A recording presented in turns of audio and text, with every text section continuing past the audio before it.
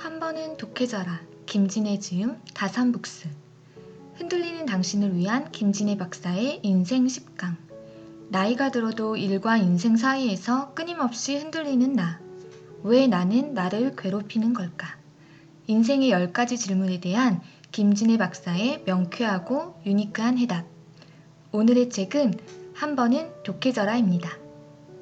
이 책의 저자인 김진애 박사를 수식하는 말들이 참 많은데요.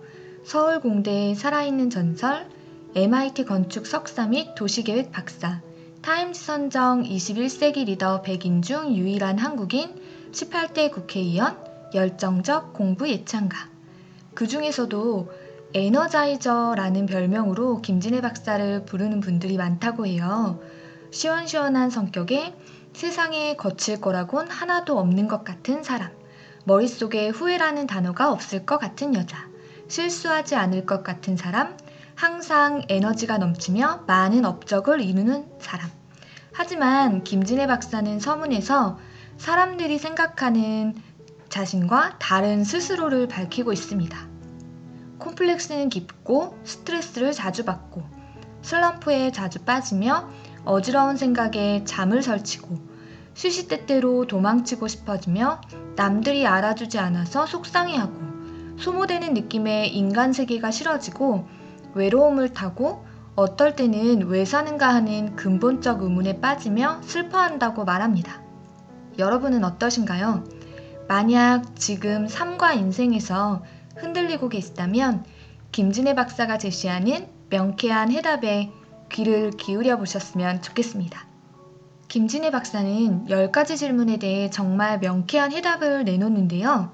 누구나 알 법한 동의할 수밖에 없는 식상한 이야기가 아니라 인생을 먼저 치열하게 살아본 선배가 자신이 세워놓은 삶의 원칙과 비법들을 후배에게 전달해주는 느낌을 받았습니다.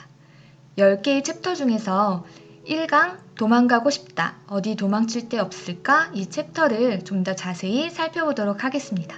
우리 모두 종종 이렇게 부르짖는다. 왠지 모르게 쫓기는 느낌, 사방에서 조여오는 느낌, 갑갑해서 벗어던지고 싶은 느낌, 마구 소리 지르고 싶은 느낌에 사로잡힌다. 직장인이라면 다람쥐 쳇바퀴 돌듯 사는 삶에 답답해하고 주부들은 집에서 종종 걸음치며 해도 또 해야 하는 잡일을 하는데 지친다. 일정 지위에 오른 CEO나 시내 직장에 다니는 직장인들이나 종신직을 획득한 교수님들이라 해서 자유로운 것도 아니다. 모두가 치열한 경쟁이 계속되는 각박함에 진저리를 치고 영원히 끝나지 않을 것 같은 압박감에 시달린다. 반복적인 일상의 굴레를 끊어버리고 도망가고 싶다는 생각은 문득 찾아온다. 이미 도망칠 기회를 요모조모 노리고 도망칠 방식을 요모조모 상상하고 있음을 문득 깨닫고 깜짝 놀라고 있을지도 모른다. 어떻게 할 것인가? 김진애 박사는 이런 순간에 도망쳐야 할 때는 도망쳐라 라고 이야기하고 있습니다. 바로 독하게 홀로 공간을 만들고 자기만의 시간을 가져야 한다고 말하는데요. 이렇게 이야기합니다. 사람은 홀로 있을 때 잘한다. 홀로 자는 잠처럼 깨어있는 동안에도 혼자 있어보라. 항상 사람들과 섞여 있으면 생각할 시간이 없어지고 생각할 시간이 없으면 잘하지 못한다. 남자든 여자든 혼자 시간이 꼭 필요하다. 어른이건 아이건 누구나 혼자 시간이 꼭 필요하다. 완벽하게 혼자 빠지는 시간을 만들자. 나는 새벽 4시에서 5시면 일어난다. 집과 사무실이 한 건물에 있는지라 눈뜨고 책상 앞에 앉는데 5분이면 된다. 이때부터 아무리 짧아도 2~3시간을 혼자서 신나게 보낼 수 있다. 어떤 때는 정신없이 글을 쓰고 어떤 때는 정신없이 그림을 그려대고 어떤 때는 음악을 들으며 웹서핑을 즐기고 어떤 때는 백지 계획을 세워보면서 생각을 정리한다. 물론 어떤 때는 그저 멍하게 보낸다. 누구에게나 적어도 하루에 2시간은 이런 시간이 필요하다. 2시간이라면 자신에게 몰입해 들어가는 15분, 자신으로부터 빠져나오는 15분을 빼고 약 90분을 집중하여 일할 수 있으니 참 괜찮은 시간이다. 하루에 2시간이라면 1년에 700에서 800시간은 되니 일주일에 40시간 업무 평균으로 따지자면 적어도 넉 달은 자신을 위해 일하는 셈이다. 쌓이는 힘은 놀라운 것이다. 독하게 홀로 시간을 가져보라. 스스로 자신을 유폐시킴으로써 스스로 자신에게 존재감을 찾고 일상의 굴레에서 빚어지는 소모감으로부터 벗어나보라. 인생에서 해야 할 일과 하고 싶은 일의 균형을 찾을 수 있음을 이윽고 깨닫게 된다. 김진애 박사가 이야기하는 홀로 있음은 단순히 공간에 홀로 머무는 것을 말하지는 않는데요. 설령 혼자 집에 있더라도 진정으로 혼자의 시간과 공간을 즐기지 못한다면 충전할 수 있는 혼자의 시간이라고 말할 수 없다고 합니다. 온갖 걱정을 몰아내고 정말 완벽히 홀로 있어 보라고 조언합니다. 또 혼자 있는 시간을 활용하는 방법으로 자투리 시간을 활용하라고 말씀하십니다. 김진애 박사님은 3가지 방법을 제시하고 계시는데요. 첫째는 아예 쓸만한 자투리 시간을 만드는 겁니다. 만약 50분 출퇴근하는 사람과 90분 출퇴근하는 사람을 비교할 때 후자가 편히 앉아서 자기 시간을 가질 수 있다면 이 사람이 오히려 시간을 버는 것이다.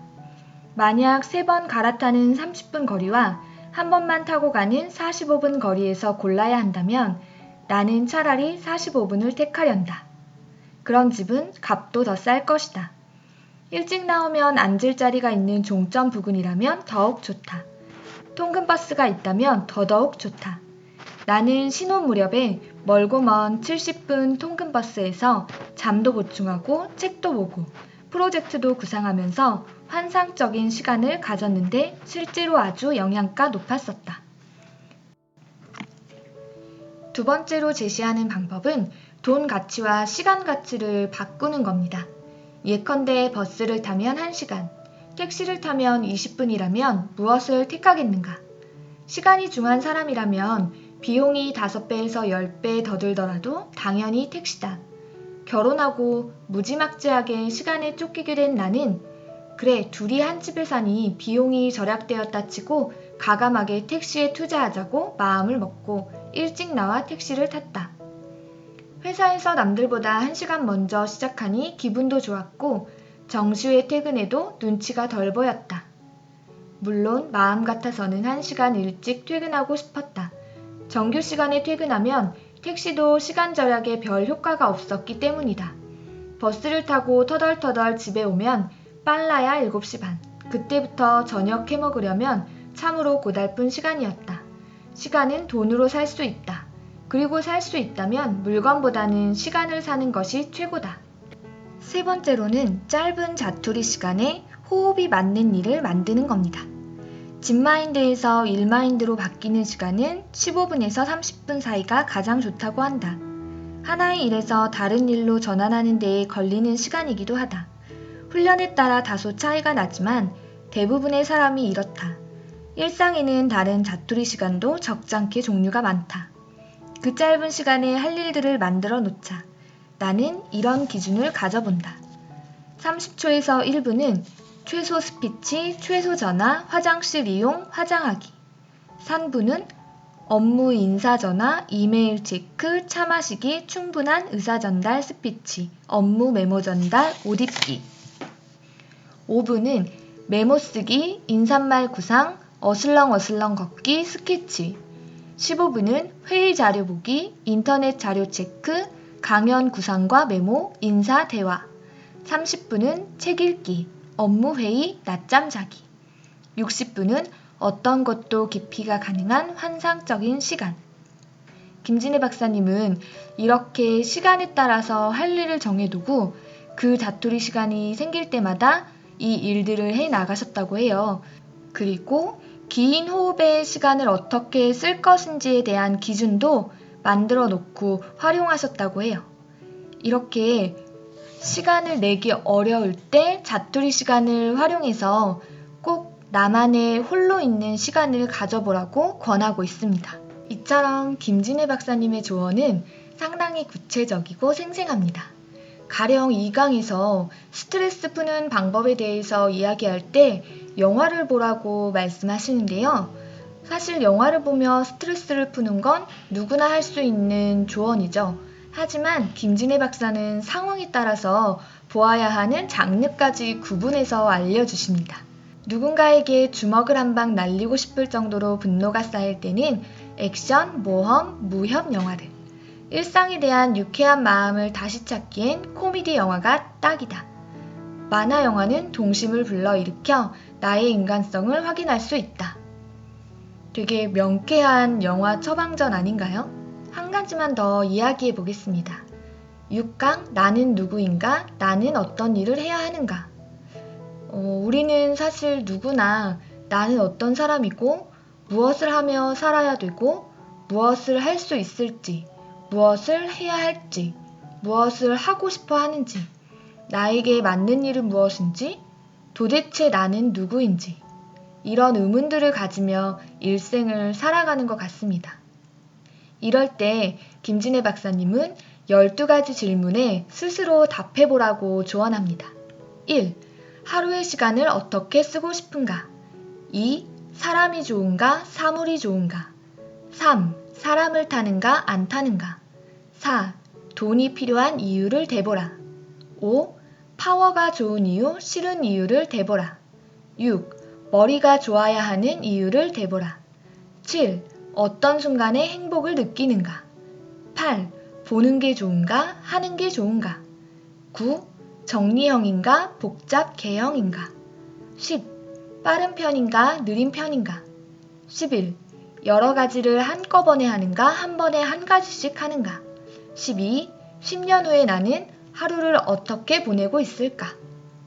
12가지 질문 목록만 보면 왜 이 질문들을 선택했고 이를 선택하는 데 어떤 기준이 되는지 헷갈릴 수 있을 텐데요. 그런데 친절하게도 각 질문마다 세세한 설명이 이어집니다. 하루의 시간을 어떻게 쓰고 싶은가 라는 질문은 또다시 7가지의 질문으로 세분화됩니다. 스케줄 지키기형인지 아니면 스케줄 짜기형인지, 남이 정하는 스케줄인지 자기가 만드는 스케줄인지, 규칙적인 일정인지 돌발적인 일정인지, 일 시간과 놀이 시간을 어떻게 배치하는지, 몰입의 시간과 분산의 시간이 어떻게 배치되는지, 홀로의 시간과 사람들과 섞이는 시간의 비율이 어떤지, 하루가 빠르게 간다고 생각하는지 느리게 간다고 생각하는지, 이렇게 하루의 시간을 보내는 태도가 곧 삶의 방식과 연결된다고 말합니다. 특히 변화와 안정에 대한 나의 태도를 이 질문으로 확인해 볼 수 있는 거죠. 가장 흥미로운 질문은 10년 후에 나는 하루를 어떻게 보내고 있을까 였는데요. 이 질문도 세부 질문으로 나뉘어집니다. 하루에 몇 시간이나 잘까? 하루에 몇 사람이나 만날까? 길에서 보내는 시간이 많을까? 혼자 일하는 시간과 여럿이 일하는 시간, 어느 쪽이 길까? 어떠한 새로운 일을 구상하고 있을까? 어떨 때 행복감을 느낄까? 어떤 문제로 고민하고 있을까? 어떤 일에 신나게 열중하고 있을까? 이렇게 10년 뒤 내가 어떤 하루를 보내고 있을지 구체적인 질문에 답을 하다 보니까 내가 지금 현재를 어떻게 살아야 되겠구나 라는 감각이 조금씩 생기는 것 같더라고요.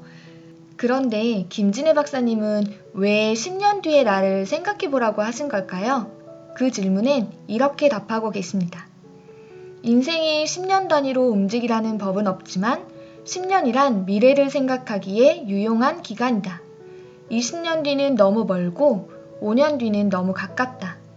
5년 뒤라면 현재와의 연속성상에서 어느 정도 알 수 있을지 모르지만 현재와 적당히 모르고 또 적당히 연관이 안 되는 시간이 10년 뒤다. 적당히 모르고 또 적당히 알 수 있다. 오늘의 선택은 10년 뒤를 가늠하는 잣대가 되는 것이다. 지금의 선택이 10년 뒤의 나를 어떻게 만들 것인가 하는 생각은 좀 더 구체적인 방향 감각을 준다. 책을 읽는 내내 참 지혜로운 분이다 라는 생각이 들었습니다. 10가지 질문에 대한 해답을 모두 읽는 것도 좋은 것 같고요. 사실 지금 내가 처한 상황에 맞는 질문을 또 뽑아서 읽어보는 것도 재미있을 것 같습니다. 책 처음 시작할 때 이런 말이 있는데요. 괴로움은 없어지지 않는다. 그러나 괴로움을 다스리는 지혜는 커질 수 있다. 어, 되게 우리가 삶을 살아가면서 많은 문제들을 만나고 그 문제에 맞는 명쾌한 해답을 사실 찾고 싶은 게 모두의 바람이 아닐까 싶은데요. 사실 책을 한 권 읽는다고 해서 인생의 모든 답을 다 찾을 수 있는 건 아니겠지만 그래도 우리가 멈춰 있는 순간에 도움이 되는 건 책 한 권이 주는 지혜가 아닐까 싶습니다. 책 표지 날개에 적힌 글귀로 오늘을 마무리하겠습니다. 살아간다는 것은 결국 작은 괴로움들과의 무수한 전투이다. 우리는 온갖 괴로움들 앞에서 때로 비겁하고, 때로 회피하려 들고, 때로 눈 감으려 들기도 하지만, 궁극에는 정면으로 응시하고, 깊은 원인을 찾아보고, 정면 승부할 수 있어야 한다. 그 힘을 기르는 것은 결국 스스로 해야 할 일이다.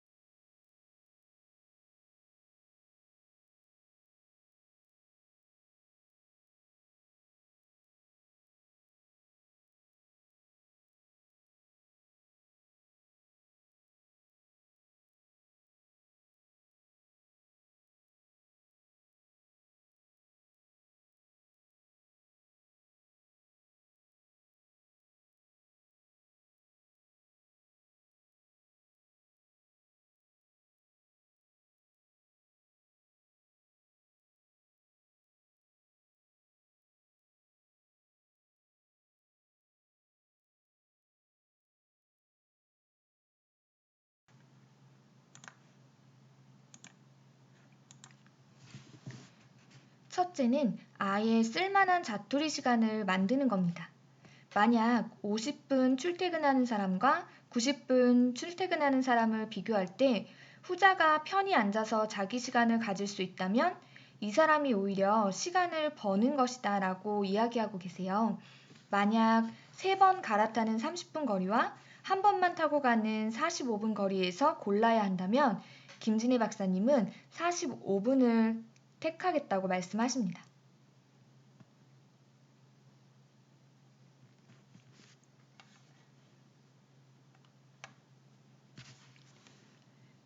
두 번째는 돈의 가치와 시간의 가치를 바꾸는 건데요. 예를 들어서 버스를 타면 1시간, 택시를 타면 20분이라면 무엇을 택하겠냐고 묻고 계세요. 시간이 중요한 사람이라면 비용이 5배나 10배가 더 들더라도 당연히 택시를 탈 거라고 이야기하시죠. 결혼하고 나서 무지막지하게 시간에 쫓기게 된 김진애 박사님은 과감히 택시에 투자하자 마음 먹고 일찍 나와 택시를 타셨다고 해요. 회사에서 남들보다 1시간 먼저 시작하니 기분도 좋고 정시에 퇴근해도 눈치가 덜 보였다고 이야기하고 계세요.